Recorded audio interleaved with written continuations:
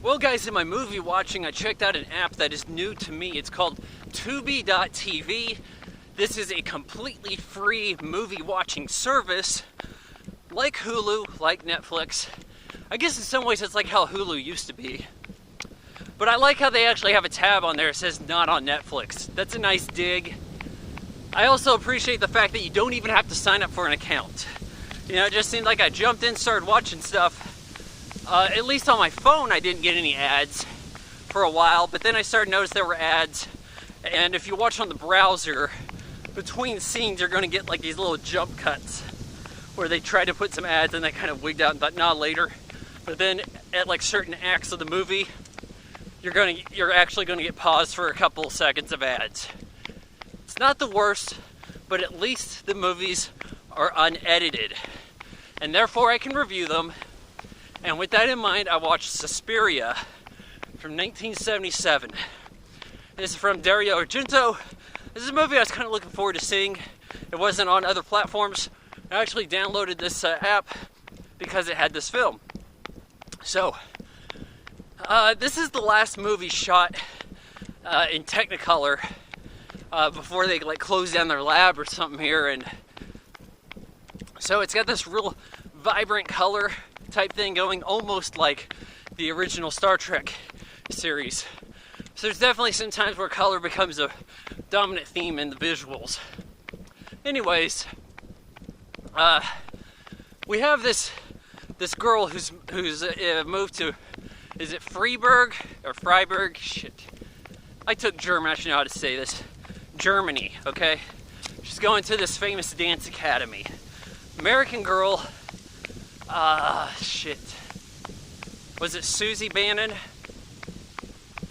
I'm gonna call her Bannon. I think I remember her name being Bannon. So, it's a little chilly. I've got a little bit of sinus stuff going, but anyways, I'm doing this for you guys. She's new to this place. It's stormy outside. She's got a taxi. It's taking her to the academy. As she goes in, this girl runs out of the place, says something incoherent, just runs off in the woods. And it's like, huh, what the heck's that about? Well, they didn't permit her into the academy just yet. I guess there's some kind of confusion. She's driving back to stay at a hotel or somewhere. She sees the girl in the woods running off. Well, that girl in the woods heads over to like a hotel or apartment building, tells a friend that there's witches at this place.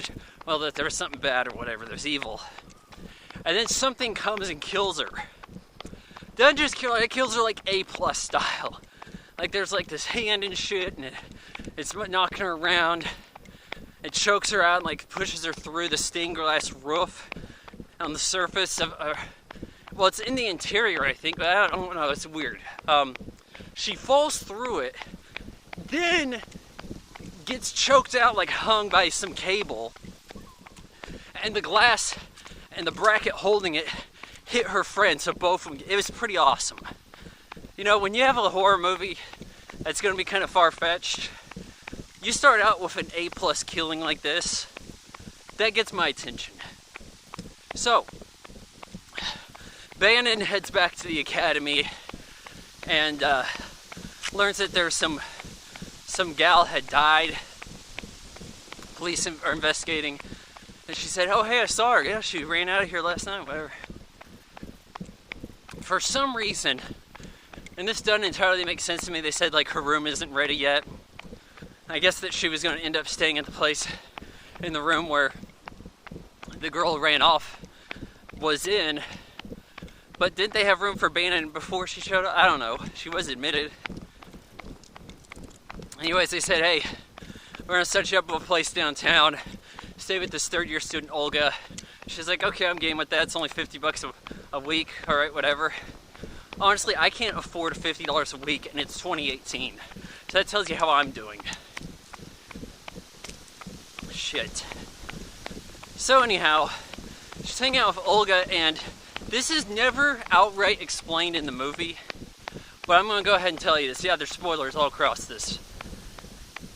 I think Olga's a witch, because bad stuff didn't start happening to Bannon until she spilled the beans with Olga about possibly knowing too much, and what the girl said as she was leaving, something about irises. I know their secret, so now she's investigating. You know, she didn't realize that she told the wrong person stuff. Well, weirdly enough, the next day, Bannon gets some kind of sickness. She collapses, some doctor shows up, makes her take some stuff that seems to be making her sicker, but now she's doctor's orders, stay at the academy, not with Olga. Well, she's in the room, I guess, where the gal who died first was, and she's hanging out with her former sweet mate, Sarah, I think was her name, and she's like, you know, something's weird around here. Girl who died, what was her name? It was Pat Hingle, that's right. The guy who played Commissioner Gordon in the Christopher Burton through Batman and Robin Batman films, weirdly enough.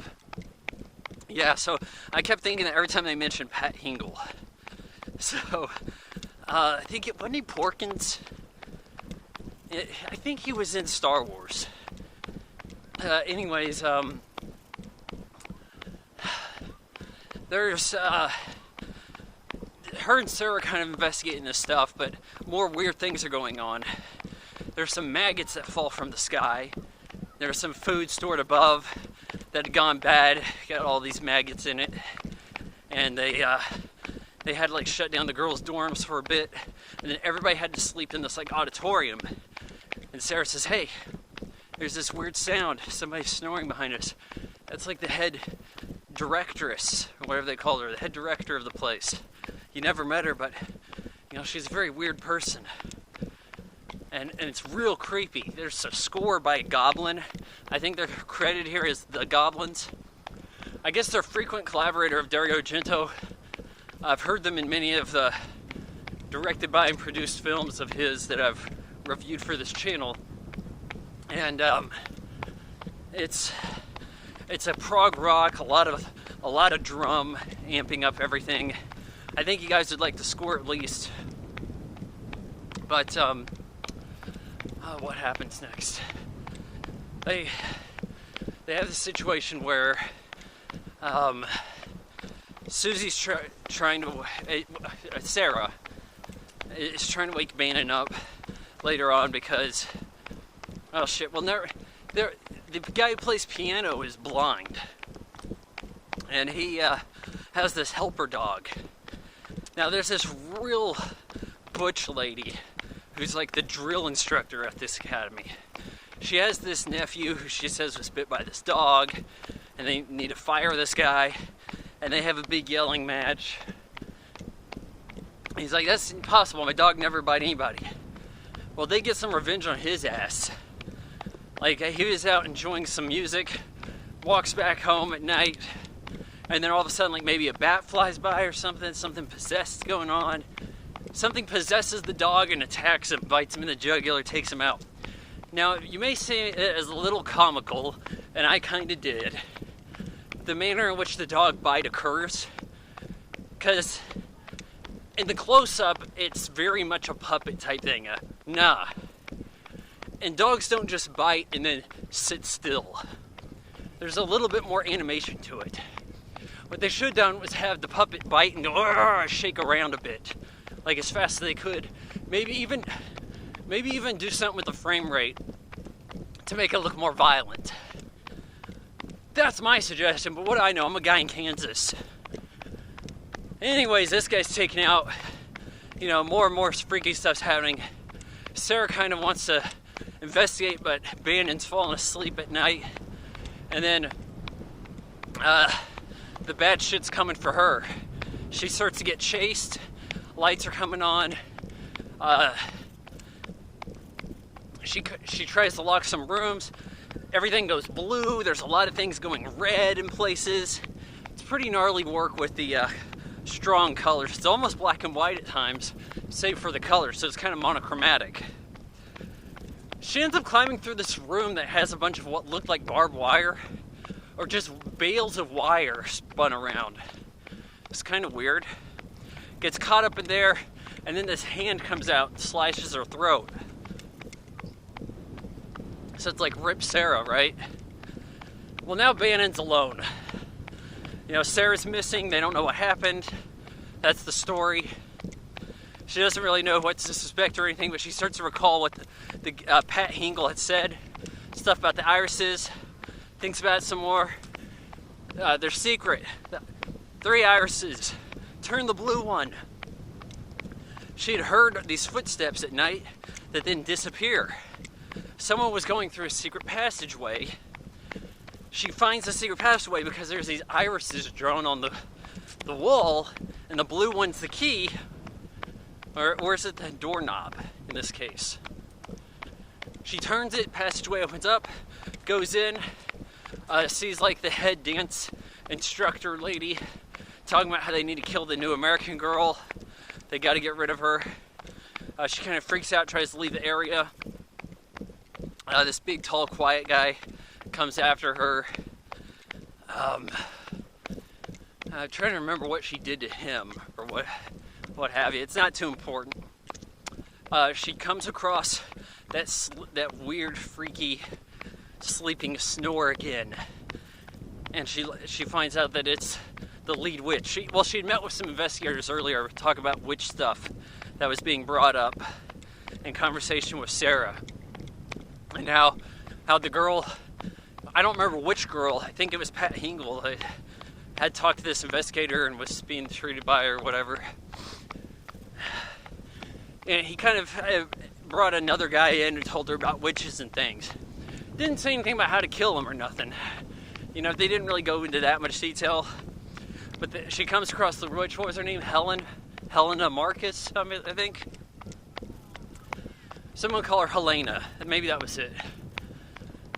Well, she comes across her sleeping, startles her, wakes her up, says, you came to kill me, huh?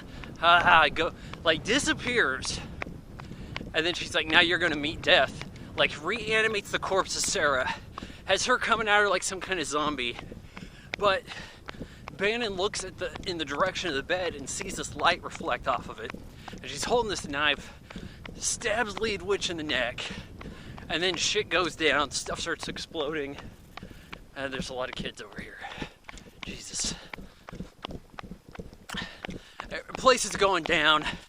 All the witches are it's one of those things where it's like you kill the queen dragon, all the other dragons die. You start seeing all these witches get killed off. The place is catching fire. Bannon walks off like a badass. And it's like, boom, you just watched the movie. Never was it said that Olga was one of the witches. But I think it's safe to say that if a gal was there for 3 years, maybe she was slowly brought into the fold. Maybe sending some new people to her apartment might be a way to recruit them. Maybe she thought, oh, she knows too much too early here. We're not going to be able to turn her. Maybe these kind of things happened. I think that the movie kind of leaves that little kernel there for you to discover on your own, which I did because I'm a genius. But now with my help, I kind of spilled the beans for you. But don't worry, I'll title this review in a way that you're going to want to watch it before I ruin it for you. I enjoyed Suspiria. I thought that there was actually a joke about the Exorcist. It's like, oh, is this place haunted? Call the Exorcist. I like that fresh, pretty fresh off the heels of the Exorcist, they're making a joke about the Exorcist. This was better than the Exorcist. I know that there's a Hollywood remake coming in a few months or so, starring a bunch of rejects. Hell, I think the chick who plays Bannon's going to have some kind of role in it because that way it looks like they gave their sign of approval, Go ahead and watch the remake, see, I approve. Yes, Suspiria, this seems to be the best of these Dario Argento films that I've checked out. I give it 3.5 out of 4 stars.